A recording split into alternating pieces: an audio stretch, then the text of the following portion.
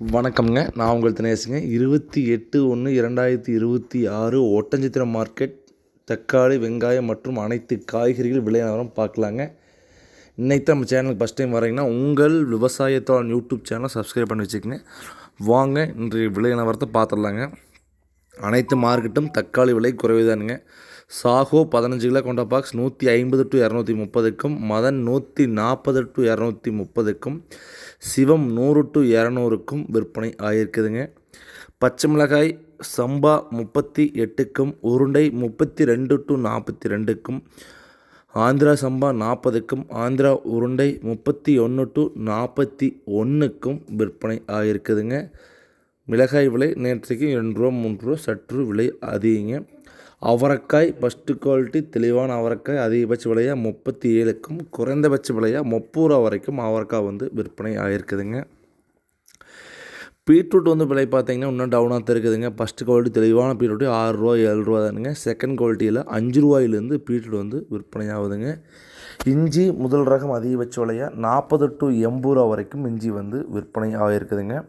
சின்ன வெங்காயங்க பச்சைக்காய் பார்த்திங்கன்னா இப்போ நிறைய வருதுங்க. பட்டை வெங்காயம் பார்த்திங்கன்னா ஒரு சில வெங்காயம் மட்டும்தான் வருதுங்க.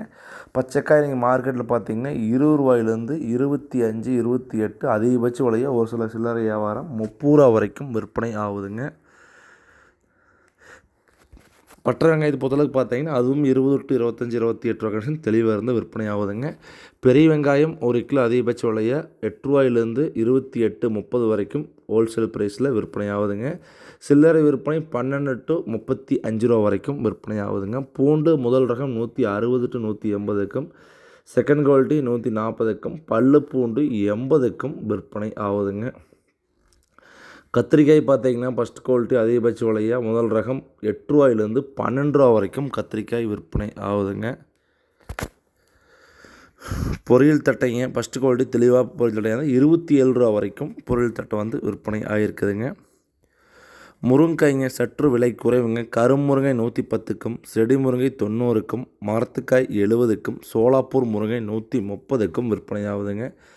பாவக்காய் முதல் ரகம் அதிகபட்ச விலையாக 20 ரூபாயிலேருந்து 26, 28 வரைக்கும் விற்பனை ஆகிருக்குதுங்க.